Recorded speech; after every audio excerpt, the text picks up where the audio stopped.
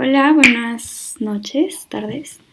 Mi nombre es Sofía Rodríguez Calleja y mi compañera es María José Delgado. Y nosotras somos de la Universidad Anáhuac Querétaro y por parte de nuestra materia Mercadotecnia Global vamos a hacerle una entrevista a Luis Enrique Bolívar y pues muchas gracias por estar aquí. ¿Cuál es tu profesión y por qué te has dedicado a ella? Muchas gracias, chicas, por haberme contactado y por darme el honor de poder compartir con ustedes y con la gente de su materia. Decir que a qué me dedico no es fácil, porque en esto de la moda no están tan definidas ciertas ocupaciones o profesiones.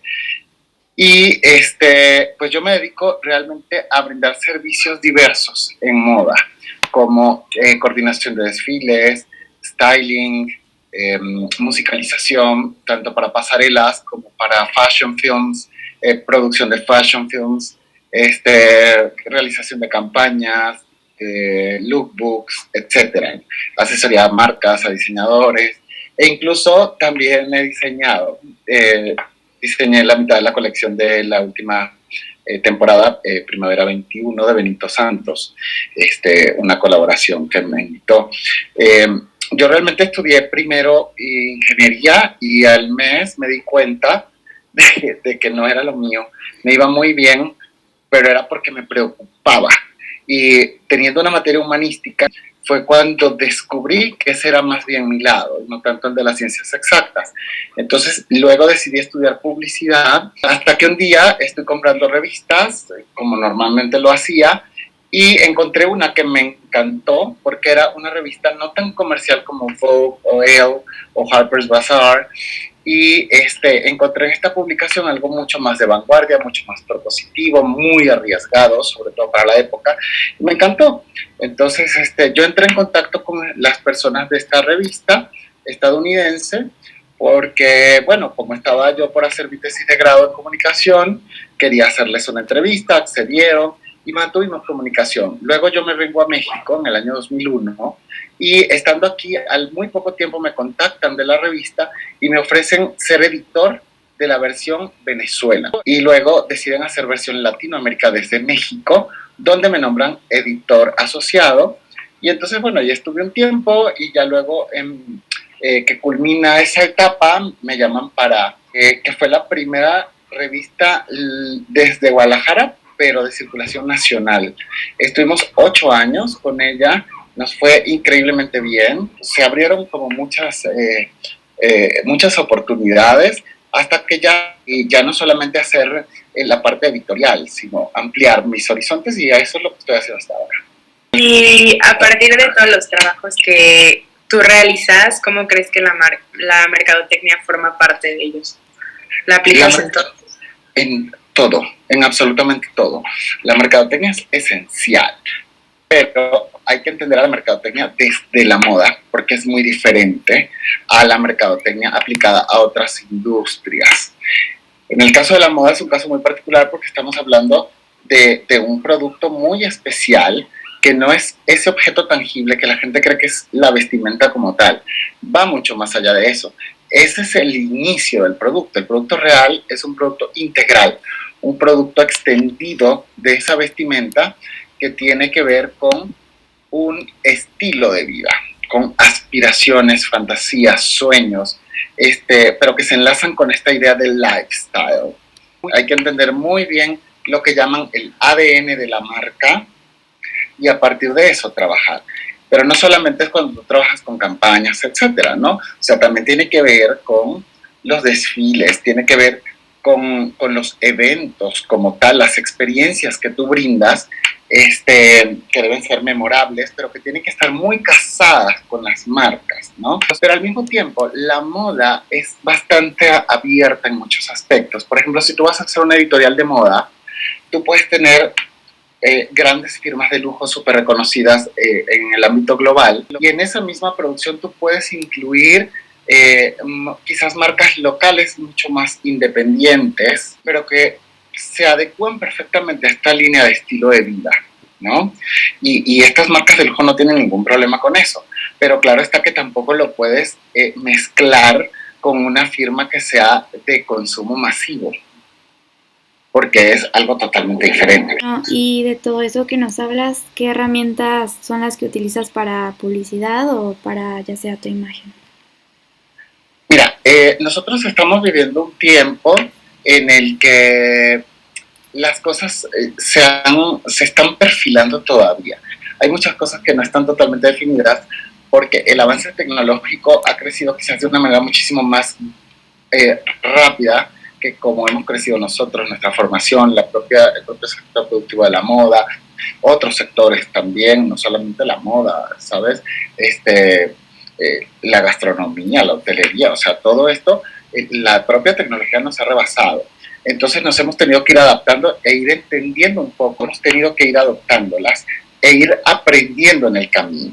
Y como resultado del gran auge de las redes sociales, que es lo que conocemos como marca personal, ya no necesariamente tienes que ser una empresa.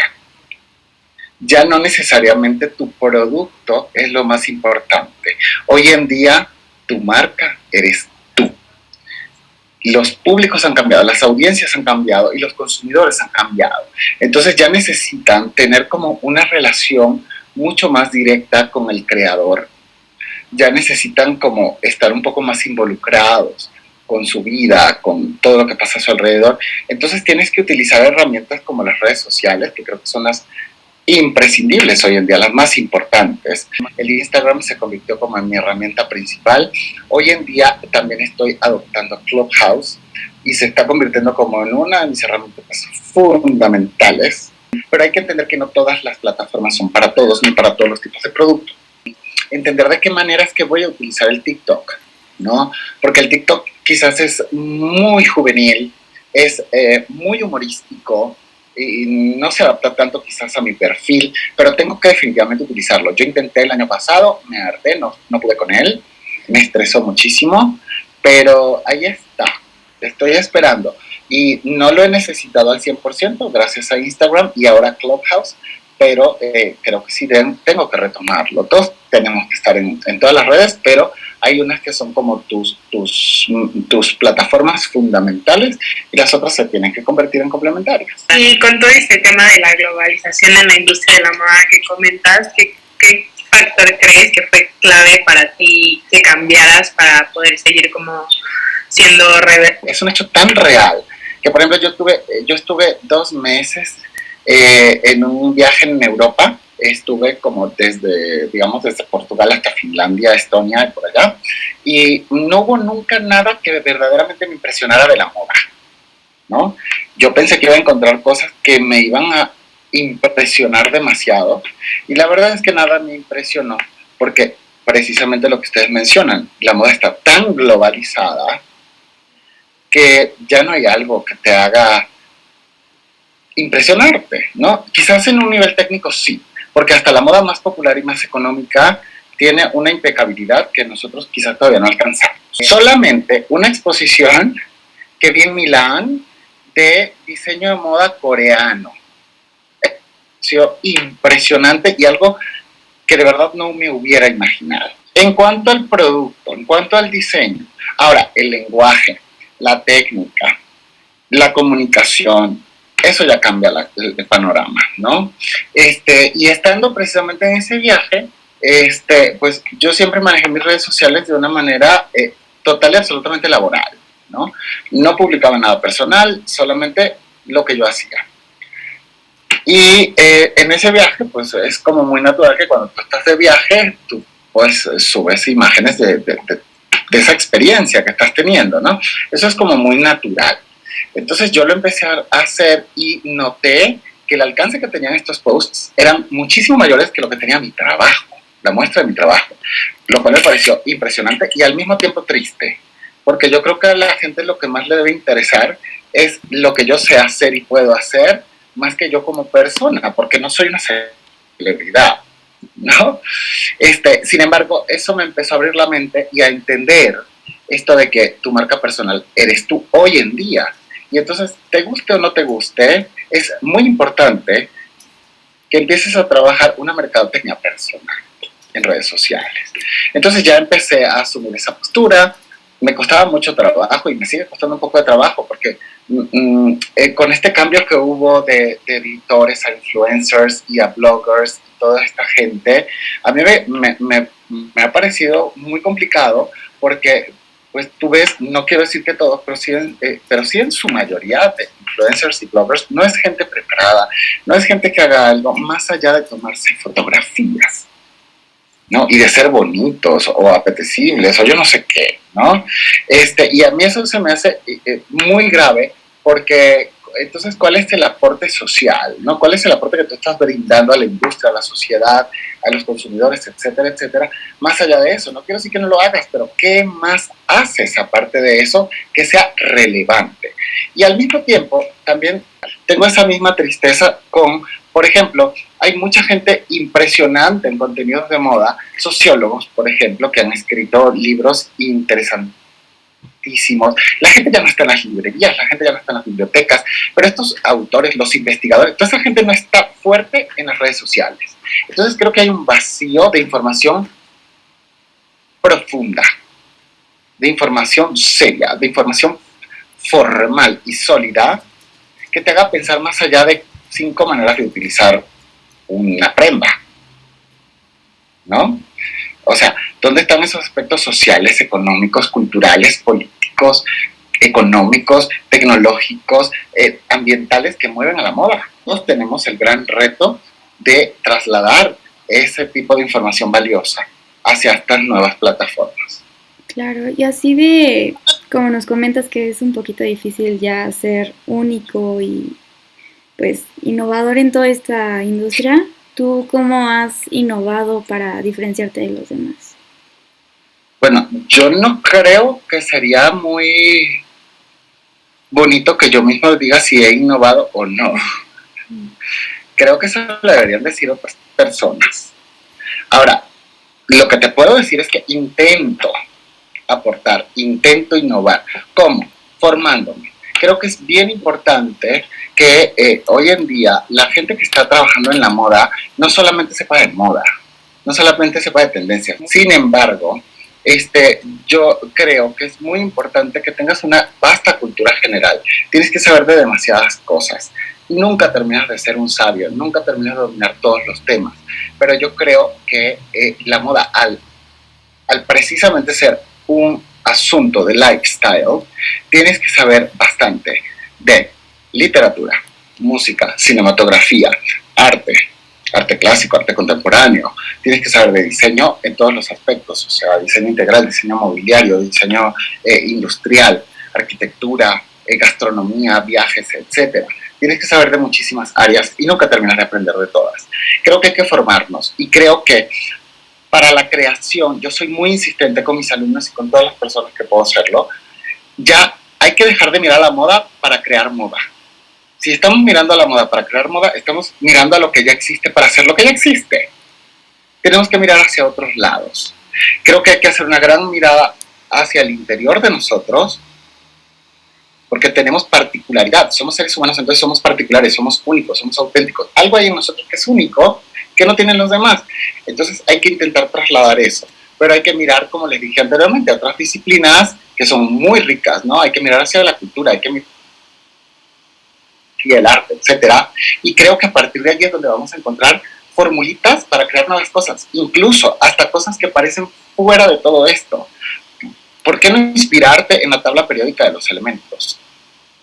¿Quién lo ha hecho? Poca gente, quizás si es que lo han hecho, no lo sé quién lo haya hecho, ¿no? Leyes de termodinámica, hay tantas cosas de las que, y además es maravilloso porque nunca vas, o sea, siempre vas a toparte con cuestiones súper interesantes que te van a enriquecer en todo eso, mirar hacia otros lados. Claro. Y ¿cuál es tu segmento de mercado? ¿A quién va dirigido tu trabajo? Bueno, yo tengo, digamos que son 2 segmentos. En principio, las empresas a las que yo me dirijo, porque yo ofrezco servicios principalmente a empresas, no a marcas, a empresas editoriales, etcétera, etcétera. Entonces, casi siempre mi trabajo ha estado definido hacia el sector del lujo. Ahora, con este boom de las redes sociales, con este cambio que he tenido yo también que hacer de la marca personal, etcétera, etcétera, también he estado alcanzando segmentos mucho más jóvenes. Entonces, ya no solo es el sector lujo, sino el sector del lujo y semilujo. No el mercado masivo, realmente no es mi perfil, ni tampoco es lo que me apasiona, aunque ahí hay mucho más dinero. O sea, ahí sí hay dinero, pero no me interesa. Pero mi sector es más ese de empresas que van dirigidas hacia el lujo o el semilujo. Pero hay que entender también que el lujo ha tenido una redefinición. Por ejemplo, el streetwear hoy en día es lujo, antes no lo era. O sea, ya como audiencia de mi segmento de mercado, yo podría mencionar que son adultos jóvenes, como entre 25 y 35, 40 años de edad, que más o menos también es lo que me apunta a Instagram, pero sí estoy atendiendo también al mismo tiempo a un sector quizás un poquitito más adulto, pero también a un sector más joven, ¿no? Que abarca como entre los 18 a los 25 años, que además es maravilloso porque es el mercado que está sembrando para el futuro, porque ellos después van a ocupar el lugar que tienen otros y no debes dejar de estar, o sea, no te debes enfrascar solo en los que ya están en la posición en la que es tu segmento, porque algún día desaparecerán. Y en todos los trabajos que has hecho y todo, ¿cómo has manejado la ética? La ética es algo súper personal. Eso depende demasiado de los valores que son propios. Porque no existe como un código de ética, o sea, una regulación en el marco legal como tal, pues no existe demasiado. Y en la moda es súper difícil el tema ético porque trabajamos con aspiraciones, trabajamos con sueños, trabajamos con la emoción de las personas. Es muy difícil, muy, muy difícil. El otro día, por ejemplo, estaba viendo en redes sociales de un video de alguien que decía, ¿qué prefieres ser? ¿El dueño del Palacio de Hierro o el dueño de Coppel? Bueno, entonces, ¿qué prefieres ser tú? ¿Dueño de una empresa que vende endeudamiento o de otra empresa que quizás no es que venda cosas demasiado positivas, pero ya no llega a ese grado de negatividad para la sociedad? Entonces, ya la decisión es tuya, porque tú eres el que, según tus valores morales, tu formación, etcétera, pues tomas ese tipo de decisiones de a qué te quieres dedicar y cómo lo quieres ejercer. Pasarme lo más que puedo en los valores que no solamente aprendí en mi casa, que sí han sido maravillosos y todo, y me han guiado, y que no solamente aprendí en la escuela, sino que aprendí en la vida. Pero pues la moda es muy difícil en el sentido de que vende aspiraciones, vende sueños, vende fantasías, vende un montón de cosas. Entonces, tú sabes que al final del día no estás haciendo una labor social fantástica y única, o sea, no eres la Madre Teresa de Calcuta, pero entonces, si no lo estás haciendo, si estás en un sector que no es el más guau en términos morales y de valores, pues hasta qué punto vas a comprometer tú esa parte. Eso lo decides tú. Oye, Luis, y como parte del consumidor, ¿por qué crees que están como tan interesados en tener una conexión pues más emocional con las marcas o ya sea el diseñador, más que solo el producto? O sea, como que quieren conocer más. ¿Por qué crees que se ha dado? Eso se ha dado por un proceso histórico, cultural, social e incluso por la propia mercadotecnia ejercida desde los corporativos de la moda. ¿Por qué razón? Porque nosotros no estamos vendiendo productos para la necesidad primaria, que es la de protección, sino estamos vendiendo productos, por eso la fantasía, el sueño, el lifestyle, la aspiración, la inspiración también, en el tercer estadio de la pirámide de Maslow de necesidades, que son las necesidades de tipo social. La pertenencia a grupos, el reconocimiento en los grupos, la admiración, etcétera, etcétera, a partir de lo que traes, ¿no? Entonces, como esto tiene un juego mucho más emocional que racional, entonces, la verdad es que las bases principales de la mercadotecnia en la moda reposan en los afectos, en las emociones y no en la razón, ¿ok? Pero hay muchos casos en los que el tema racional ya está dado por hecho. Por ejemplo, si tú consumes algo de una marca de lujo, no sé, Yves Saint Laurent o Gucci, etcétera, tú no pones en duda la calidad del producto, la calidad de los materiales, etcétera, etcétera. Eso ya está dado por hecho y esa es la parte quizás racional, ¿no? Además de la inversión, porque hoy en día invertir en este tipo de firmas es como hacer prácticamente casi, digo, perdón si soy muy exagerado con la comparación, pero es como invertir en arte, ¿sabes? ¿Cuánto te va a costar un bolso que tú compres hoy de Chanel? ¿Qué valor va a tener de aquí en 50 años? Ese valor se va a elevar, ¿no? Entonces, digo, hay una parte muy racional, pero la parte emocional, esta conexión de la gente con el diseñador, con la marca, con los sueños, las aspiraciones, bla, bla, bla, eso es producto de esa parte de qué estamos vendiendo. Estamos vendiendo productos que satisfacen necesidades de tipo principalmente emocionales, que están en el área social y psicológica también, pero vamos a quedarnos un poquito con lo social, ¿ok? Y una cuestión histórica y social. ¿Por qué? Por la movilidad social, los estratos sociales. Antes la moda estaba reservada total y absolutamente para la élite. Desde la revolución industrial empieza un poco este surgimiento de nuevas personas que ascienden socialmente, ya tienen el acceso a la moda y tal, y luego empieza con el prêt-à-porter y la democratización de la moda. Chanel en los años 20 intentó democratizar la moda, luego el fast fashion, etc. Entonces ya nos empieza a mover toda esta parte emocional y entonces ya es más allá del producto como tal, el tangible, el físico, me voy a cubrir con algo que me guste, también qué representa ese algo que me guste en función de la marca, ¿ok? Pero aunque sea fast fashion, no importa tanto, mira, y lo vemos aquí, lo vemos en Europa, lo vemos en cualquier lado, y ves gente que tiene un alto poder adquisitivo, con bolsas de Gucci, de Dior, de Prada y de Zara, y no le da pena, ¿ok? ¿Por qué? Por el concepto de aspiración, por el concepto de deseo, por el concepto de, aunque sea un alta moda, digámoslo así, alta moda a bajo precio, es un producto que tiene una imagen muy digna. ¿Por qué? Porque tú ves una foto de Zara y es como si fuera una foto de Vuitton o de Gucci o de Chanel, ¿no? Sí. La experiencia, etcétera, etcétera. Entonces, creo que es un poco ese juego social, psicológico, emocional, cultural e histórico, porque es producto de este proceso histórico. Claro. Y bueno, para ti, ¿qué es un aspecto esencial cuando se inicia una marca o cuando empiezas en el ámbito del trabajo, ya sea pues en todo lo que elaboras tú? ¿Cuál es lo que tú piensas más esencial? Bueno, lo esencial, como lo dicta la mercadotecnia, la necesidad del consumir. Siempre con mucha gente que está en la moda, tanto en el lado académico como fuera del lado académico, que todo el tiempo le están diciendo a los diseñadores, es que hazlo súper comercial, hazlo más comercial. A ver, perdón, pero estamos en el siglo XXI y hoy en día hay segmentos de mercado para absolutamente todo. Todo. ¿Ok? Si no, firmas tan de vanguardia como Comme des Garçons,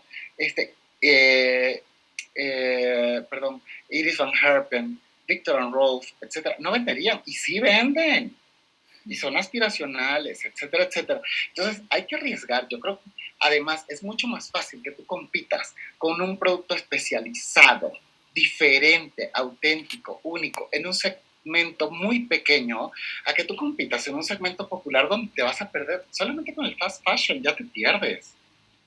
¿Cómo vas a competir con estos monstruos? Y ofreciendo lo mismo que ya existe por todos lados. Y un poquito en relación con eso que tú dices que pues te puedes perder con todas las marcas que ya existen, ¿cuál dirías que es un punto clave que necesitan las marcas como para pues sí destacar entre tanto que hay en el mercado? Precisamente cómo definir el ADN de la marca en función del lifestyle, de su ADN. ¿Qué es lo único y diferente en tu narrativa? ¿Ok? Chanel no se parece a Louis Vuitton. Louis Vuitton no se parece a Hermès. Hermès no se parece a Dolce & Gabbana. Dolce & Gabbana no se parece a Prada. etcétera, etcétera. Perfecto, pues ya sería todo. Muchísimas gracias. No, muchas gracias a ustedes. Estoy encantado con ustedes. Estamos en contacto para lo que necesiten. Y también para la gente de su escuela. Ay, muchísimas gracias.